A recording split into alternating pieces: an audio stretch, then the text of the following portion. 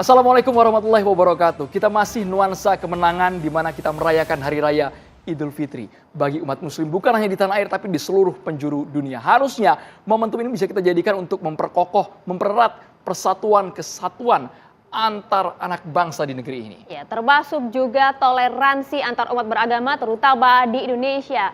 Tapi kalau kita melihat akhir-akhir ini justru banyak kemudian pro dan kontra yang timbul akibat dari gagasan yang muncul dari Ketum PBNU yang menyatakan adanya reformasi madrasah, menerima berbagai murid-murid non-muslim dalam sebuah lembaga pendidikan keagamaan khas Islam. Pro kontra terjadi, kita akan bahas hal ini di meja catatan demokrasi, termasuk juga bagaimana kemudian kita bisa menghindarkan intoleransi menuju Pilpres 2024. Langsung saja kami akan ajak Anda mengenalkan sejumlah narasumber kami, termasuk juga kami akan kenalkan ada mahasiswa dari Universitas Al-Azhar Indonesia. Kita sapa yang pertama ada Perbadi Aryato yang kita kenal dengan Abu Janda, pegiat media sosial. Assalamualaikum Bang. Mikrofonnya bisa digunakan. Semangatnya luar biasa Hari Raya Idul Fitri ya. Oh iya dong. Nah, kalau yang satu ini agak berbeda. Sering kita perkenalkan Bang Ade Armado, tapi kali ini titelnya beda nih. Politisi PSI. Selamat malam Bang. Assalamualaikum. Serta ada Bang Dendi Suhairil Finza, Sekjen dari IKDAR. Selamat malam, Assalamualaikum. Kemudian kami juga menghadirkan ada komite khusus kami. Assalamualaikum Pak Abdullah Hehmawa. Boleh sambil cek audio juga kita Pak. Waalaikumsalam warahmatullahi wabarakatuh. Tes, oke. Dan juga ada Bang Mustafa Narawardaya, politikus Partai Umat. Assalamualaikum Bang Mustafa. Waalaikumsalam warahmatullahi wabarakatuh. Dan kami juga menghadirkan Ketua Tim Pembela Ulama dan juga aktivis Bang Egy Sujana. Assalamualaikum Bang Egy Sujana. Semua disebut Aman, politisi. Aman. Sekarang saya politisi PKS. Wah mantap. Ini langsung Hari ini nih. dari Bang Egy nih. Langsung kita dengar malam hari ini Bang ya. Jatim. Wih, mantap. Belak-belakan dari Bang Egy. Tapi kita mau langsung ke Bang Mustafa Narawardaya. Di bulan April 2023 yang menjadi sorotan adalah pernyataan dari Ketua Umum PBNU. Ya Khalil Stakuf bahwa madrasah itu kalau bisa bukan hanya menerima umat muslim saja. Tapi warga yang non-muslim bisa belajar, bisa menjalani aktivitas pendidikan di madrasah. Bagaimana komentar Bang Mustafa Nara? Baik, Assalamualaikum warahmatullahi wabarakatuh. Waalaikumsalam. Sebenarnya pernyataan ini sudah terlambat, Bang Muhammadiyah itu sudah menerima dari perguruan tinggi sampai pendidikan dasar sudah ada non-muslim. Di Papua itu hampir 99% itu non-muslim. Anda kalau ke Universitas Muhammadiyah di Papua ada dua ya, Sorong dan Papua itu hampir 99% non-muslim. Mereka mengangsu ilmu di Muhammadiyah dan gak ada masalah sama sekali. Karena di sana memang secara infrastruktur kekurangan banyak. Oleh karena itu Muhammadiyah menyediakan, yang saya tahu ya, Muhammadiyah menyediakan semua kebutuhan pendidikan di sana. Karena mayoritas non-muslim ya di sana Islam malah jadi minoritas dan itu lucu.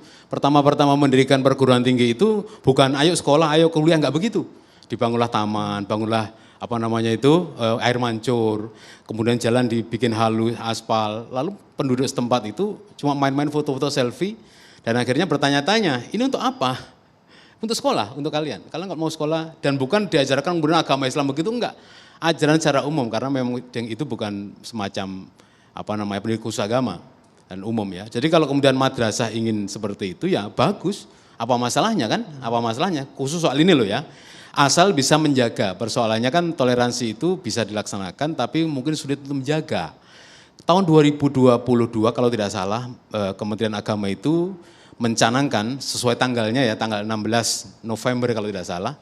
Itu sebagai Hari Internasional toleransi. Dan hasilnya luar biasa. Udah diteliti oleh Kompas bahwa 72,6%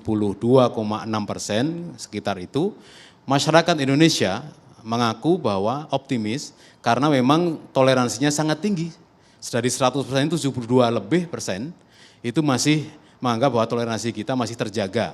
Setelah itu tidak tahu lagi ya karena kemudian ini sangat dinamis ya karena masyarakat juga tidak mungkin stagnan. Dengan berbagai kasus, dengan berbagai kisah, berbagai dinamika yang ada, mungkin sekarang bisa naik, indeksnya mungkin bisa turun juga. Tapi tahun kemarin, tahun 2022, Kementerian Agama menganggap bahwa toleransi bisa dijaga dengan baik selama setahun itu, karena diteliti pada akhir tahun. Artinya selama setahun diteliti dan pada akhir tahun itu dinyatakan bahwa 72% lebih ya responden menyatakan toleransi kita baik-baik saja dan tidak ada masalah, menjunjung tinggi toleransi. Kalaupun ada kecil-kecil, saya kira itu adalah kasuistik. Tidak kemudian menggambarkan semua orang Islam intoleran, semua orang Kristen intoleran pada ketika berada pada mayoritas di pulau tertentu, tidak tertentu. Karena begini, sebenarnya yang menjadi persoalan kita ketika toleransi itu mau dibahas hari ini ya, ketika sahabat-sahabat kita, kemudian komunitas-komunitas ormas Islam, katakanlah ormas kita sendiri, ormas saya, ketika mereka mengaku sebagai paling toleran, tapi tidak ikhlas dalam melaksanakan toleransi, itu tetap akan menjadi masalah. Tidak mungkin masyarakat kemudian ditutupi dengan declare, saya NKRI harga mati, Pancasila sampai mati, kemudian toleransi, kami paling toleransi, tidak bisa.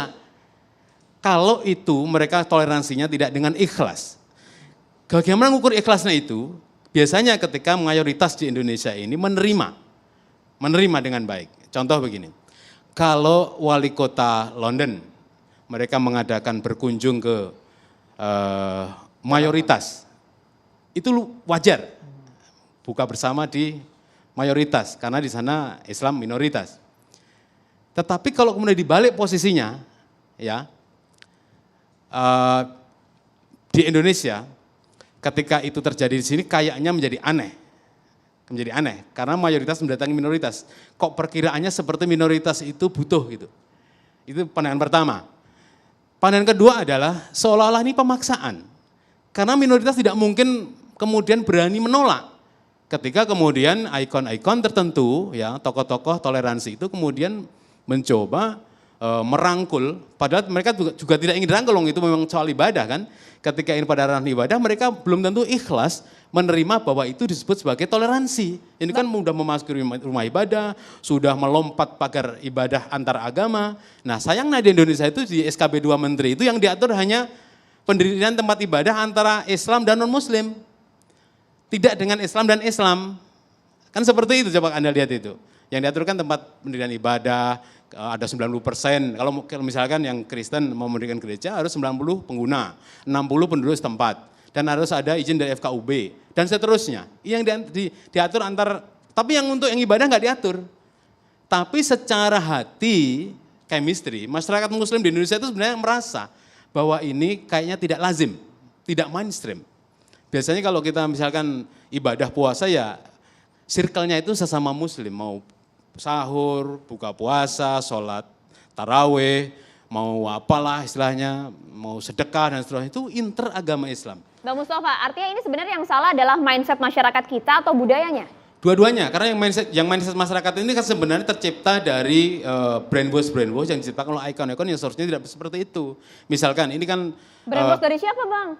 Jadi gini loh, kelompok-kelompok yang kemudian memaksakan makna daripada toleransi secara pribadi atau secara keinginan kelompok mereka, itu kemudian diikuti, menular kepada masyarakat seharusnya semula tidak percaya pada itu. Tapi karena lama-kelamaan itu dicap oleh tokoh-tokoh nasional, itu dianggap biasa dan dianggap wajar. Padahal secara mainstream tidak. Karena semua masyarakat, semua ormas Islam, semua kelompok komunitas, atau partai Islam sekalipun, tidak mau mengikuti cara-cara seperti itu. Bang Mustafa, kalau berbicara intoleransi kan kita juga kasuistik ya Bang ya? Iya betul. Berikan contoh yang konkret yang terjadi di Indonesia. Kalau memang sekarang kita sudah mayoritas toleransi tadi kata Bang Mustafa Nara. Yang intolerannya bagian mana Bang? Yang tadi Abang sebut ya kecil-kecil lah, mungkin tidak terlalu ngefek mungkin. Ya ini yang gede ya. Misalnya pertama, ya ada penolakan pendirian tempat ibadah. Ada penolakan kedatangan ustadz. Dua itu saja dulu. Kalau yang pertama itu antar agama, tapi kalau yang kedua ini interagama. Ini dua hal yang berbeda. Tetapi ini intoleransi yang dianggap intoleransi. Ustadz mana yang ditolak? Nggak ada Bang, ustadz mau ceramah mah boleh di Indonesia Bang. Banyak. Saya mohon maaf ya bagian dari pendakwah awal lah ya. Tahu betul, saya juga pernah ditolak juga. Mohon saya ceritakan nih, saya Idul Fitri mendapatkan, enggak usah orang lain contohnya, saya sendiri supaya paham ya. Dapat jatah khotib Idul Fitri di sebuah universitas besar di Jakarta Barat. Kurang sepekan, itu rektor nelpon saya. Saya dapat surat dari sebuah ormas Islam, pemudanya, enggak saya sebut ya, mengirim surat kepada kami, keberatan kalau saya khotib di perguruan tinggi itu. 1, 2, 3, lebih dari 100 surat, rektor takut. Pola ini mungkin digunakan karena berhasil, akhirnya saya diganti dari khotib. Berhasil. Ini hanya Mustafa saja, bukan Abdul Somad, bukan Adi Hidayat, bukan bahasa lama. Felix, bukan apa. Ini kan hanya beda mazhab misalnya. Nah, sekarang yang pertama itu, penolakan Ustadz. Itu berujung pada pembubaran pengajian misalkan. Jadi ini intoleransi interagama yang terjadi nyata-nyata ada di depan kita. Kalau yang tadi yang tempat ibadah, saya nggak yakin kalau itu ditolak itu bukan karena tanpa alasan. Misalnya ini ya, ada alasan kultur, ada alasan SKB 2 Menteri. Oke.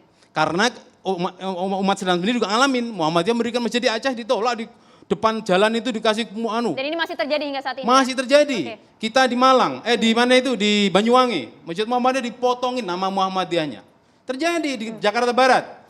Setahun 2 tahun lalu saya memimpin Kokam ke Jakarta Barat, merebut masjid kami yang direbut oleh massa, mengatasnamakan massa. Sebenarnya di balik itu dia ormas, oknum. Tapi atas nama ormas, sampai sekarang masih bergulir di pengadilan. Banyak masjid Muhammadiyah nggak bisa berdiri. Begitu juga gereja di sebuah provinsi, wilayah nggak bisa berdiri karena semuanya tidak mungkin itu adalah intoleransi, tapi itu karena pelanggaran administrasi Ya, misalkan. beberapa Itu hal terjadi. seperti itu ya. Saya Ya. mau beralih ke Di Abu Tolikara Janda. terakhir, di Tolikara, masjid itu Ya. dibakar. Kemarin Kita beralih dulu Bang ke Abu Janda Bang. terjadi juga ya, Ya. sampai mati TNI itu. Dari sini dulu. Anda Dari sepakat Bang- dengan hal ini, jadi sebenarnya mindset dan juga budaya kita yang harusnya dirubah dan sudah tidak ini boleh lah udah kemudian giliran lain. saya ngomong Ya. apa cuma nanggepin Bang Nahra? Kita Silakan, tanggapin dulu Bang, tanggapin Ya. dulu. Tanggapi dulu Bang, boleh Bang. Oke, pertama-tama Assalamualaikum. Waalaikumsalam Ini ada Bang Ade, warahmatullahi ini ada komandan saya di Banser, Kiai. Nah, ini ada Bang Egi sama Bang Nahra, ini senior saya nih Mbak. Jadi Bang Egi sama Bang Nahra ini 2019 mereka bikin gerakan Mbak yang namanya 2019 ganti presiden. Saya pengen nyatakan hari ini, Bang Nahra, Bang Egi, saya setuju. 2024 kita ganti Pak Jokowi dengan Pak Prabowo. Setuju? Takbir. Kita boleh balik ke tema ya? Oke, Boleh, balik ke tema. silakan. Langsung Oke, kampanye, ini belum mulai langsung kampanye. Masih panjang, nih, Jadi, masih panjang, masih panjang. saya izin ya, saya udah siapin data nih biar nggak ngalor ngidul nih Bang. Oke. Soal intoleransi ini izinkan saya buka data supaya nggak ngalor ngidul. Ini saya mau bacain kasus intoleransi 3 tahun terakhir ini yang saya catat ya. Izinin ya, kasih waktu ya Bang, agak makan waktu. Penolakan ibadah GKPS di Purwakarta 2 April 2023, penutupan patung Bunda Maria atas desakan Ormas 23 Maret 2023, penolakan ibadah di Tarakan Kalimantan 28 Februari 2023, pembubaran ibadah GKKD Lampung 19 Februari 2023, pembubaran ibadah Natal Cilebut Bogor 25 Desember 2022, penolakan gereja di Cilegon Banten 7 September 2022, pembubaran ibadah Natal di Tulang Bawang Lampung 25 Desember 2021, penolakan gereja di Kelapa II Bekasi 1 Desember 2021, pembubaran ibadah HKBP Cikarang 17 Desember 2020, pembubaran ibadah keluarga di rumah di Cikarang 19 April 2020. Saya bisa paparkan data setiap tahun. Minimal ada 2 sampai 3 penolakan rumah ibadah dan pembubaran ibadah yang viral. Yang terbawa Itu yang viral. Ya. Yang nggak viral bisa 10 kasus, Mas. Bang, Mbak, ya. Jadi jangan pakai alasan izin, jangan pakai alasan izin. Maaf nih, saya ada datanya. Ratusan musola langgar masjid di Depok nggak ada IMB-nya. Puluhan ribu musola langgar masjid di Jawa Barat dibangun tanpa INB. Itu di Jawa Barat doang. Gimana di seluruh Indonesia? Mungkin ratusan ribu, jutaan masjid di Indonesia tidak punya IMB. Ini data tahun 2019. Ya, jadi jangan pakai konteks alasan izin untuk mempersekusi ibadah non Muslim.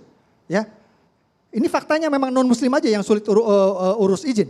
Jadi kenapa non Muslim saja yang sulit urus izin, sementara kita umat Islam tidak pernah kita terbentur dengan kesulitan izin dalam membangun masjid. Dimanapun Bang, dimanapun, ini faktanya. Yang kedua, tepos lironya mana? Kalau kata wong Jawa ini tenggang rasa gitu ya.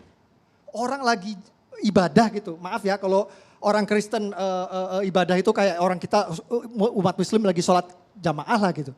Sekarang balikin ke diri kita, kalau kita lagi sholat jamaah ada yang datang. Tiba-tiba bubar.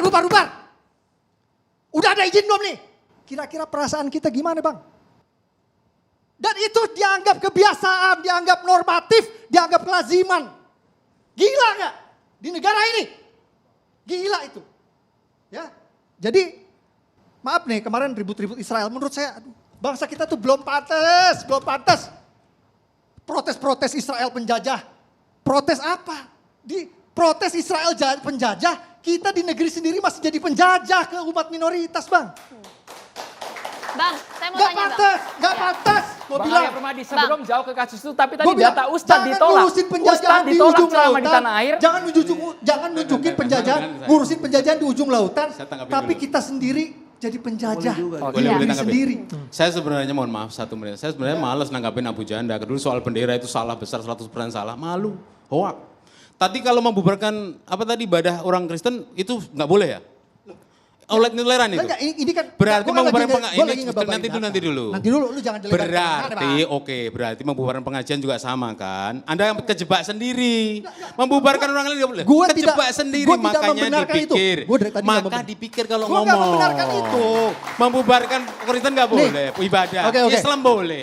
Gimana otaknya Loh, dibagi itu, dua? Itu bukan gue, Bang. Loh ya setuju nggak membubarkan Nggak. ibadah orang Kristen nggak boleh? Setuju nggak? Semuanya nggak boleh. Setuju nggak? Gue setuju. Gua Oke, setuju. pembubaran Gua pengajian setuju. boleh nggak? Gue setuju. Boleh Semuanya nggak? nggak boleh. Gue setuju. Oke, biar mendengar jadi yang jadi lu membubarkan biar lurusin dulu. mendengar. Gue tidak meluruskan, gue tidak mencari Pakai pembenaran ya. otak. Gue nggak mencari pembenaran, Bang. Ya, apapun itu kegiatan ibadah. Oke, gue kasih tahu nih. Dan ini mumpung gue lagi masuk TV nih, gue pengen ngasih tahu ya buat yang nonton TV nih, ya. Buat yang nonton mungkin banyak yang belum tahu. Nah ini Bang Egy juga orang hukum. Bahwa bubarin ibadah itu bisa kena pasal berlapis loh. Ya, itu Pak RT yang di Lampung itu kena pasal berlapis. Izinkan saya baca data lagi. Pasal 175, jadi si Wawan itu kena pasal ya. Pasal 175 merintangi ibadah pidana penjara 1 tahun 4 bulan. Pasal 167 memaksa masuk properti orang pidana penjara 9 bulan. Pasal 156A penodaan agama pidana penjara 5 tahun. Total pidana penjara lebih dari 5 tahun. Makanya si Wawan itu ditahan sama Polda Lampung. Jadi Polda Lampung sudah sah dan benar menahan saudara Wawan, ya karena memang itunya Bang Egy orang hukum, pasti Bang Egy ngerti. Kalau soal pengajian Bang, pengajian dibubarkan Ustadz tidak boleh ceramah. Internal di umat muslim sendiri. Izinkan saya Iya. selesai dulu, Oke. saya belum selesai. Ya, habiskan. Boleh Bang, Tuntaskan. durasi kita terbatas Satu Bang. lagi, tadi Bang Iya, Nahar boleh ada ditanggapi. ngomong soal SKB 2 Menteri, izin Bang. Jadi Panjang saya banget nggak nyari pembenaran di sini, saya cuma bilang bahwa memang intoleransi itu ada. Dari dua belah pihak, yang Abang bilang itu benar. Iya. Itu benar, oke? Mumpung lagi nih mumpung di depan TV ditonton banyak orang, saya ingin mensosialisasikan soal SKB 2 Menteri yang Bang Nahara bilang tadi, yaitu bab 1 pasal 3 di di SKB 2 Menteri. Memang yang Bang Nahara bilang itu benar. SKB 2 Menteri itu cuma ngatur soal aturan ibadah. urusan rumah ibadah doang. Nah, ini ada satu pasal ya, ada satu bab dan pasal 3 yang perlu diketahui oleh banyak orang. Apa itu, Jadi Bang? jadi tolong yang terutama umat Kristen yang sering dibubarin, ini tolong simak. Rumah pasal bab 1 pasal 3 berbunyi, rumah ibadat adalah bangunan yang punya ciri-ciri khusus yang dipergunakan untuk ibadah kecuali tempat ibadah keluarga. Oke? Apa yang dimaksud di sini? Jadi banyak bapak-bapak aparatnya yang sering kejadian pembubaran ibadah lah, penolakan gereja. Banyak bapak-bapak aparat tidak ngerti aturan sehingga mereka nontonin doang, Mbak. Jadi ketika oknum warga datang ngebubarin, mereka nontonin doang karena mereka nggak tahu aturan ini. Mereka nggak tahu bahwa rumah ibadat keluarga itu tidak perlu pakai izin. Apa yang dimaksud rumah ibadat keluarga? Oke, simak ya. Yang dimaksud rumah ibadat keluarga kalau di Islam itu namanya musola, kalau di Kristen itu namanya rumah doa. Ya, jadi untuk kita umat Islam kalau kita mau bikin musola di rumah atau bikin musola di ruko perlu pakai izin nggak? Tidak perlu. Tidak perlu pakai izin. Begitu juga orang Kristen. Orang Kristen mau bikin rumah doa di rumah atau di ruko itu tidak perlu minta izin. Nah ini penting sekali buat umat Kristen tahu. Jadi supaya jelas kalian ibadah di rumah, Stop di sini. kalian Ini salah ibadah paham. di ruko tidak perlu minta izin. Itu Oke. menurut Stop SKB 2 dulu, Menteri. stop dulu. Ya. Oke, kita berhenti Jangan di situ, mau Bang. dibubarin seenaknya. Ya. Karena ini tekstual saudara, ini memahami hukum ini tekstual. Rumah ibadah itu boleh di rumah keluarga, tapi yang hadir siapa dulu? Nanti dulu, Anda kan kurang literasi Loh, ini. lu bukan kurang Nanti literasi, dulu, lu ngomong sembarangan. Ini gua udah boleh pelajarin. mendirikan, Gua boleh udah mendirikan. pelajarin, ini rumah Ototnya ibadah. jangan ditarik. Rumah ibadah, lu jangan motong gue dulu. Oke, Gini, bergantian gini. Bang. Lu jangan Kita motong dengarkan gua dulu. dulu. Kita Gini dengarkan dulu. dulu. Ini ngomongin dulu, dari dulu. tadi apa namanya? Iya, kita Beberapa dengarkan dulu. kasus. Segmen durasi kita masih panjang. Kita tahan dulu ya. Kita kasih porsinya nanti seimbang. tahan dulu, Bang. Mas Arya Permadi, Bang Mustafa Nara, kita harus jeda hanya di catatan demokrasi pemirsa.